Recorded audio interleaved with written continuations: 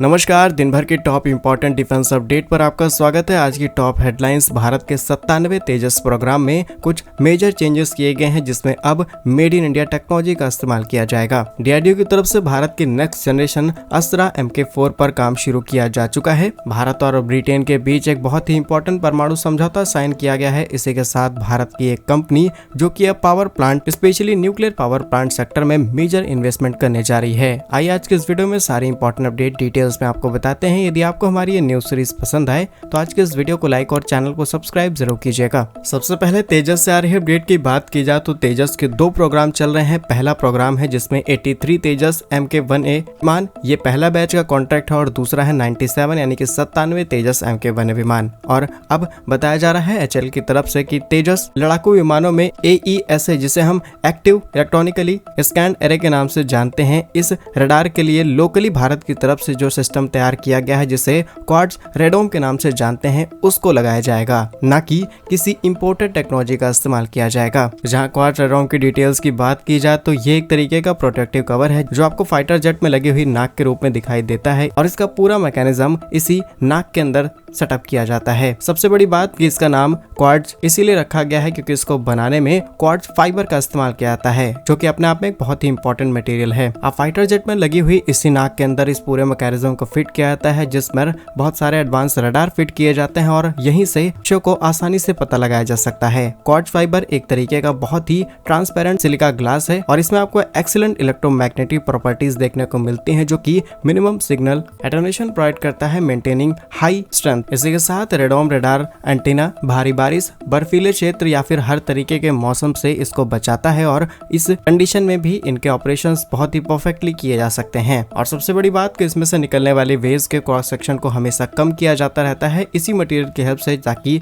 दुश्मन के radar system में हमारा फाइटर जेट आसानी से पकड़ा ना जा सके। जानकारी के लिए आपको बता दें कि इसे लोकली भारत के अंदर तैयार किया जा चुका है, बस इसे तेजस के अंदर टेस्ट किया जाएगा, और जैसे ही ये अपने सारे टेस्ट सक्सेसफुली पास कर लेता है, डेफिनेटली नेक्स्ट तेजस के बैच में इनको भी इंटीग्रेट कर दिया जाएगा हमारे तेजस लड़ाकू विमानों के साथ। तो भारत की इस बड़ी तैयारी के लिए कमेंट बॉक्स में जय हिंद जरूर लिखिएगा। नेक्स्ट इंपॉर्टेंट अपडेट डीआरडीओ से सामने निकल के आ रही है, जहां पर डीआरडीओ ने पहला फेज स्टार्ट कर दिया है भारत की नई मिसाइल, जिसका नाम है beyond visual range air to air missile, और इसका नाम है अस्त्रा MK4। बताया जा रहा है कि इसे अस्त्रा 3 की तुलना में बहुत ही ज्यादा एडवांस तैयार किया जाएगा। इसी के साथ इस मिसाइल में ट्रिपल पल्स सॉलिड मोटर का इस्तेमाल किया जाएगा, जो इसे और ज्यादा पावर देने का काम करेगा। और ट्रिपल पल्स सॉलिड मोटर का इस्तेमाल करने का मतलब यही है कि यहाँ पर सॉलिड फ्यूल का इस्तेमाल किया जा सकता है, जो कि मेंटेनेंस और आम तरीके के एमजेट सिस्टम में बैलेंस मेंटेन करने के काफी ज्यादा काम आता है। अस्त्रा की कहानी आपको बताएं तो is an air to air missile develop by DRDO. Astra MK1 की बात की जाए तो इसकी रेंज 110 किलोमीटर की है, स्पीड 4 मैक की, और इंटीग्रेट की गई है MiG-29 के साथ, सुखोई 30 MKI और तेजस के साथ। अस्त्रा 2 की बात की जाए तो इसकी रेंज 160 किलोमीटर के आसपास है, और इसे इलेक्ट्रॉनिक सिस्टम से इम्प्रूव किया गया है अस्त्रा 1 के कंपैरिजन में। अस्त्रा MK3 की बात की जाए तो इसकी रेंज करीब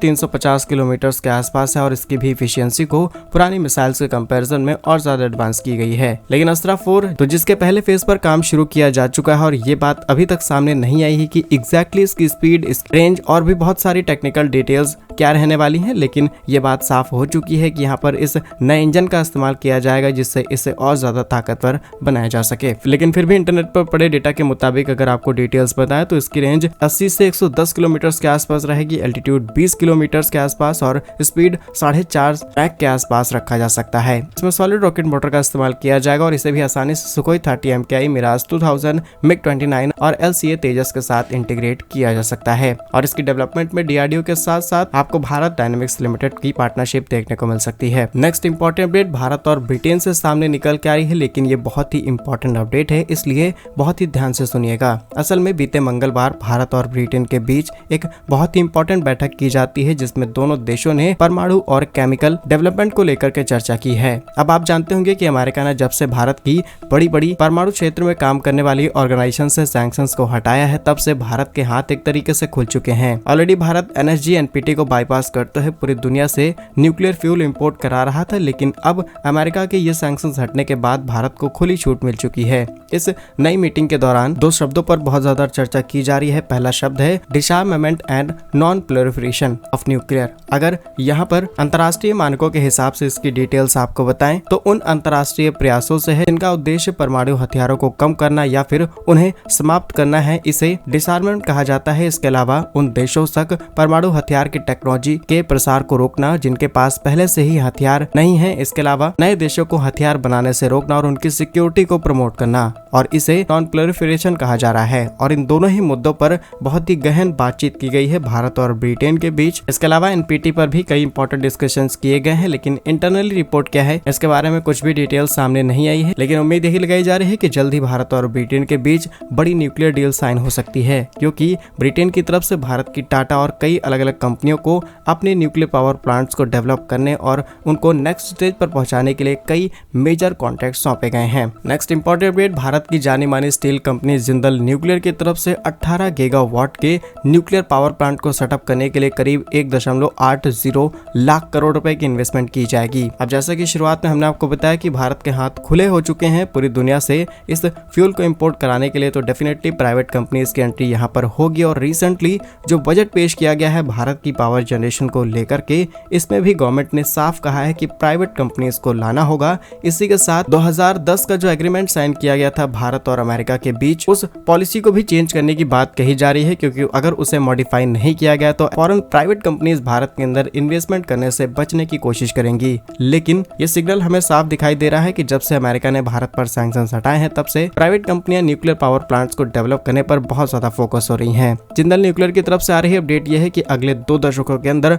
18 गीगावाट की परमाणु ऊर्जा का उत्पादन इनकी तरफ से किया जाएगा। कंपनी ने केंद्रीय बजट 2025 को ध्यान में रखते हुए कहा कि 2047 तक भारत का टारगेट है कि करीब 100 गीगावाट की परमाणु ऊर्जा का लक्ष्य रखा जाए, ताकि देश के कार्बन फुटप्रिंट को कम किया जा सके। और जैसा कि हमने आपको बताया कि कंपनी 1.80 लाख करोड़ रुपए इन्वेस्टमेंट करके एक नए प्लांट और बहुत सारी रिसर्च में इन्वेस्टमेंट करने वाली है, क्योंकि न्यूक्लियर पावर प्लांट बनाना आसान नहीं है। और इस पर जिंदल न्यूक्लियर का कहना है कि पहले तो विश्व स्तरीय सुरक्षा दी जाएगी, क्योंकि इन पावर प्लांट्स को बहुत ज्यादा सिक्योरिटीज की जरूरत होती है और इनके आसपास रडार्स तैनात करने पड़ते हैं। इसके अलावा पर्यावरण को ध्यान में रखा जाएगा, यानी कि वहां से निकलने वाला जो भी वेस्ट है उसे पूरी तरीके से ट्रीट किया जाए, ताकि एनवायरनमेंट और अर्थ को नुकसान ना पहुंचाया जा सके। और सभी एडवांस टेक्नोलॉजीज का लाभ उठाते हुए भारत के अंदर नए प्लांट को डेवलप किया जाएगा। करीब 18 गीगावाट की पावर जनरेशन के लिए भारत स्मॉल रिएक्टर और स्मॉल मॉड्यूलर रिएक्टर, इसके अलावा जनरेशन 4 रिएक्टर, इन सभी चीजों का इस्तेमाल किया जाएगा, जो कि ऑलरेडी भारत की तरफ से तैयार की जा रही हैं। एलएनटी की तरफ से ऑलरेडी हाई प्रेशराइज रिएक्टर्स बनाए जा चुके हैं अलग अलग पावर प्लांट्स के लिए, स्पेशली भारत में मौजूद न्यूक्लियर पावर प्लांट्स के लिए। तो डेफिनेटली हम टेक्नोलॉजी में काफी हद तक आगे बढ़ चुके हैं रिएक्टर्स को डेवलप करने, लेकिन अभी भी कई ऐसी टेक्नोलॉजीज है जो हमें दूसरे देशों से इंपोर्ट करानी पड़ती है। होपफुली जल्द ही डीआरडीओ की तरफ से उस पर भी कोई बड़ी अपडेट आ जाए, या फिर रशिया जैसा देश इस टेक्नोलॉजी को पूरी तरीके से भारत को ट्रांसफर कर दे। फिलहाल क्या कुछ कहना है आपका इस पर हमें कमेंट्स में जरूर बताइए। भारत के ऐसे ही वीडियोस पाने के लिए वीडियो को लाइक, चैनल को सब्सक्राइब जरूर कीजिए। वंदे मातरम, भारत माता की जय।